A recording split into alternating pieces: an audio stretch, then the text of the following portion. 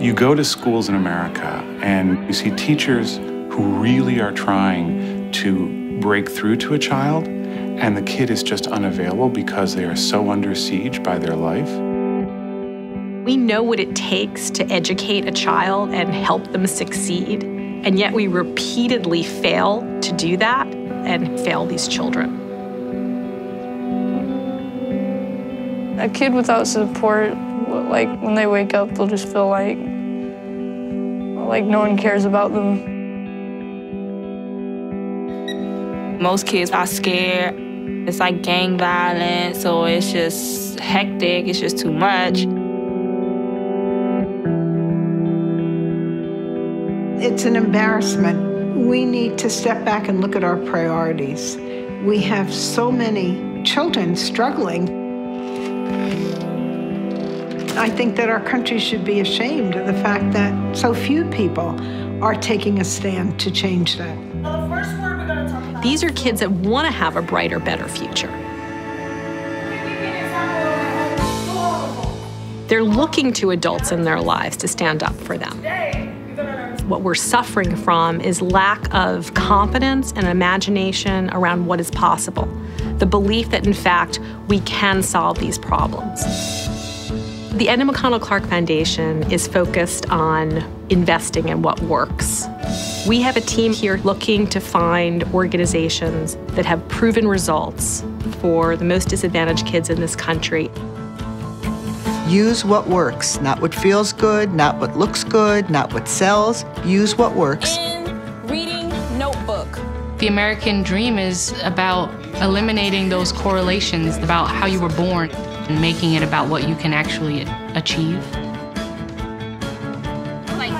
It makes me feel good.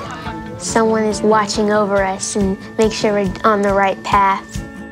Some young people had the notion that failure was a person, and I knew I would have to replace it with the belief that failure was an event, and events change. We don't prevent teen pregnancy, they do. We don't prevent school dropout, they do. What we do is create a climate where they believe that good things are possible, and when young people believe that good things are possible in their life, they reduce risks on their own. It's like a camera. Like, I see it, I know where I want to go, I just got to wipe the mirror off. I see where I want to be in life, I see my future, and I know it's bright. The research shows that moms who have a nurse coming into their home during their prenatal period go on to have healthier pregnancies. So they stay out of trouble, they go on to do better in school. It was in the middle. I was scared about it.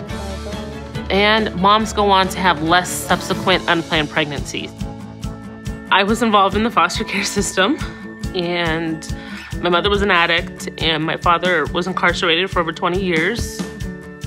And so I can relate to these girls. I really can. There is a crisis going on in our country right now. So many young people are aging out of the foster care system with no skills, no goals. The statistics show that many of them don't graduate high school, they don't go on to college, they end up homeless, they end up in jail. I have a 3-year-old son. Without youth villages, I can honestly say I don't know where I'd be right now. I can imagine I would be on welfare. The Youth Villages Transitional Living Program can be the solution to the crisis of young people aging out of the foster care system. We provide skills that they need to be independent, to be successful adults. To know that my transitional living specialist is there, it makes me feel like I have a lifelong bond with someone that I've never really had with before. We would do one thing for one group of people. We help people coming out of prison access the workforce. They look at you like you're still a convict, and that's what really stands in your way. Even though you might change your ways a whole lot, you could be a better person. They're not going to look at it like that. But when they show up and they see how hard they work and they look into their eyes and they really do see that they're kids who are just trying to change their lives.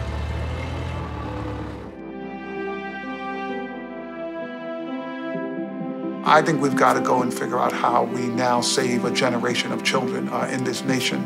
And that means scaling up. And it's not easy, but there's not an alternative.